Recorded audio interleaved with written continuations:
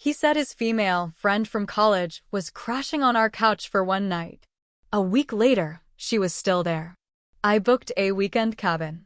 Told them it was for just the three of us. I only reserved one room. Then I left them there together.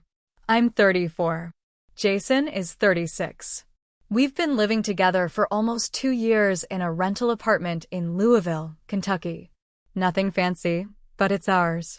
2 bedrooms, 1 bath. I work in insurance. Jason's in IT. We've had ups and downs like any couple, but I thought we were solid. We weren't married, but we'd talked about it. Even looked at rings online once. I had a Pinterest board full of house stuff, wedding ideas, baby names. He knew about it.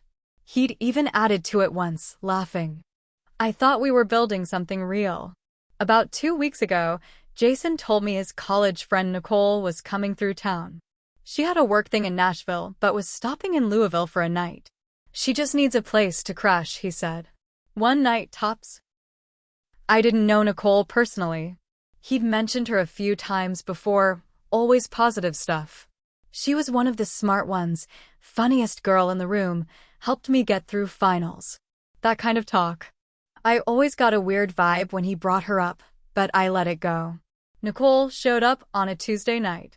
She looked like the kind of girl who thinks being low maintenance means being loud, messy, and over-familiar. She walked in like she lived there. No hi, no thanks for letting me stay, just, is that the couch, and dropped her suitcase like it was no big deal. She was wearing leggings and a tight tank top. No bra. No shoes. Like it was a damn yoga retreat. I let it go. I figured, fine, 1 night. I'll deal. But the next day, she was still there. Jason told me she was having car trouble. Then it was her ride fell through. Then it was she has a few meetings in Louisville before heading to Nashville anyway, so why not? Every day it was something new. And every day, she got a little more comfortable. She started making coffee like it was her house. She left her shampoo in our shower. She walked around in Jason's old t-shirts. I caught her using my moisturizer like it was community property. I confronted Jason on day 3. I said, "Why is she still here?"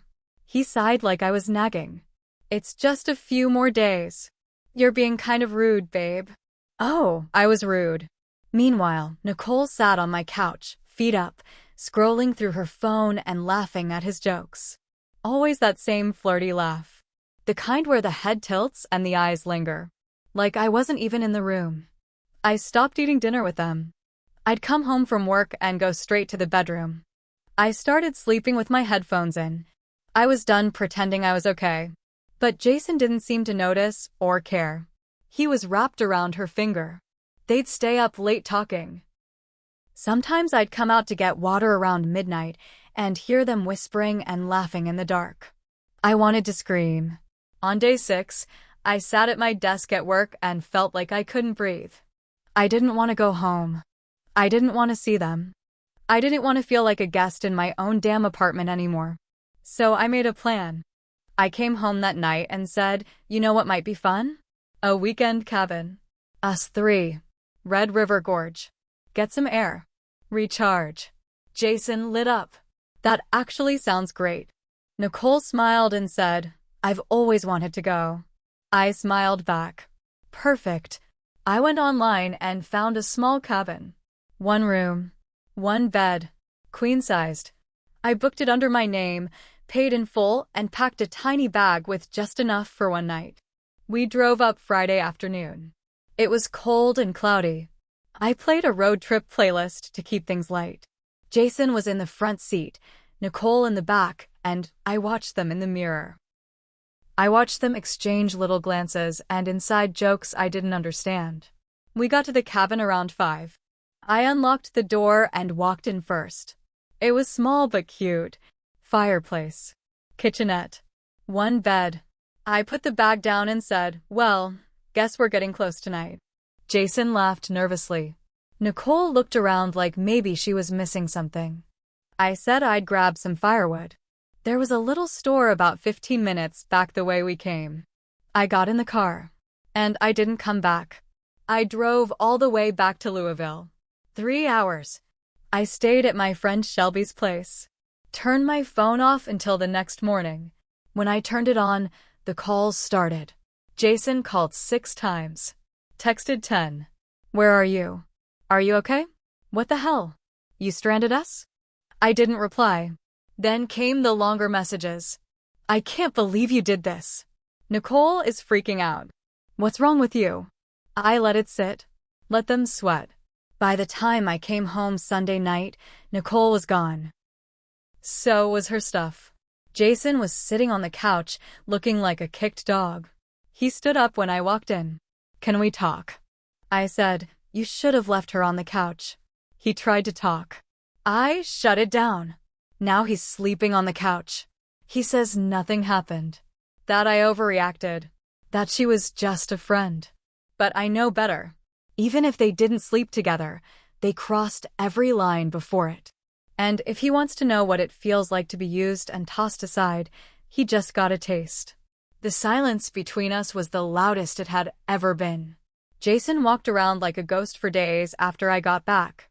He didn't go into the office, just stayed home and tried to act like everything was normal.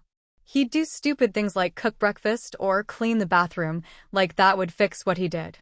I ignored him. He'd try to start conversations. You want coffee? I made your favorite. Want to watch that show tonight? I didn't answer. I didn't even look at him. I wasn't ready. I wasn't sure if I ever would be. But then I did something I wasn't proud of. I went through his phone. He was asleep on the couch one night, around 2 a.m. I couldn't sleep, so I sat in bed, staring at the ceiling. Something told me to check. I'd never done it before. I used to think that if you had to snoop, you already lost. But now I needed to know. I crept out, picked up his phone from the coffee table, and went to the bathroom. His passcode hadn't changed. I opened the texts. I was ready for flirting. Maybe some late night I miss you texts. But what I found made my stomach twist. Jason and Nicole had been texting before she came to stay. A lot. For months. Long messages. Inside jokes. Little heart emojis. Things like I wish we had more time back then, and imagine if we'd made different choices. But it got worse. The week she was here, they were texting while I was at work. Even while we were all under the same roof. She sent him a picture of herself on our bed. She said, wish you were here instead of her. He replied, soon. Soon. That was it for me. The next day, I printed screenshots. I laid them on the kitchen table, went to work, and left a note that said, nothing happened, right? He didn't answer when I got home that night. He was gone. His clothes, his toiletries, half the dresser, gone. No note. No text. Just gone. But the story wasn't over. Not even close. A week later, I found out where he went. Nicole. They were together. Living in a furnished apartment across town. Someone saw them at the Kroger on Bardstown Road, laughing in the produce aisle like a damn rom-com. I didn't cry. I didn't scream. I just got cold. Then I got even. Because Jason didn't just leave me. He left debts behind. Our apartment lease was in my name. The electric bill, the internet, the stupid streaming services, all under me. And guess who hadn't been paying us half the last month? I got creative. I forwarded everything to his new address. Every overdue notice. Every late fee. Every damn cent he owed. I called the landlord and told them he'd vacated. I asked about subletting. They said yes. So I posted the spare room online. Found a quiet nurse named Denise who needed a place close to the hospital. She moved in within a week. Paid me first and last month up front. Said she never wanted drama. But then, just when things started to calm down, Nicole showed up at my work. Out of nowhere. She waited until I went out for my lunch break, then walked right up to me like we were old friends. I think you're being childish, she said. I blinked. Excuse me. She smiled like I was stupid. Jason told me what you've been doing. The mail, the texts, the guilt trip. You need to grow up. I stared at her. You were in my house. In my clothes. flirting with my boyfriend in front of me. And I need to grow up. She crossed her arms. You left us in the woods like some psycho. You need help. I didn't say another word. I just turned around and walked back inside. But I wasn't done. Not by a long shot. You don't get to invade my life, steal my partner, and then call me crazy. They wanted to play games? I was just getting started. After Nicole showed up at my job and called me childish, I knew I couldn't just walk away. I wanted to. I told myself I should. But the truth was, something in me snapped. I wasn't going to yell or fight in the parking lot like she wanted. I had something better, quiet, patient revenge. They thought they won, but they didn't even see what they'd really lost. I started slow. First, I talked to HR at work. I told them an ex's new girlfriend had come by my office during lunch and caused a scene. I didn't lie, I didn't need to. Nicole showing up like that? Totally inappropriate. HR took it seriously. They put a note in my file and flagged security to keep an eye out. If she came back again, they'd escort her off the property. Next, I remembered something important. Jason and I had a shared Dropbox account. It was old. We used it to send files back and forth when we were long distance years ago. Guess who never unlinked it from his devices? I logged in. Boom. There were folders from his new job, documents he was working on. Non-protected, unencrypted files he shouldn't have saved to personal cloud storage. Big company stuff. He was being careless. Probably trying to work from home without following protocol. I didn't rat him out, not right away. But I took screenshots. I saved everything. I made sure I had proof, just in case. Then I turned my attention to Nicole. I did a little digging. Nothing illegal. Just some basic sleuthing. I found her LinkedIn. I found her old blog. I found her Instagram. And one night, over a glass of wine, I found her wedding registry. She was engaged before. To some guy named Eric. Wedding was supposed to happen in 2021. Cancelled last minute. No explanations, but a few cryptic posts about broken trust and starting over. I didn't think much of it at first. But then I found his Instagram. Still active. Still public. And guess who had liked one of his recent posts? Nicole. Curious, I sent Eric a message. Just polite. Friendly. I said I was trying to get in touch with Nicole about something from college. I didn't even expect him to respond. But he did. What he told me made everything fall into place. They'd been together 5 years. She cheated. Left him for a coworker. Then ghosted him the same way Jason left me. She has a pattern, he wrote. She loves the attention. But it always ends the same. I thanked him and left it there. I didn't need to tell Jason. He wouldn't believe me anyway. But I kept the screenshots. Then came the twist I didn't expect. Jason texted me one night around 11 p.m. It had been almost 3 weeks since the cabin. Can we talk? I didn't answer. Next morning, he texted again. Please. I messed up. Still, I said nothing. Then he called. I let it ring. Then I got a voicemail. His voice was shaky. I shouldn't have left. Nicole, she's not who I thought she was. I don't even know what's happening anymore. I think I made a mistake. I played the message twice. Part of me wanted to scream, of course you did. Part of me wanted to drive over there and throw his crap into the street. But the smarter part of me? She was already planning her next move. Because I wasn't going to just watch him crawl back. I was going to make sure he never forgot what it cost him. After Jason left that voicemail, I didn't respond for 3 days. I let him sit in it.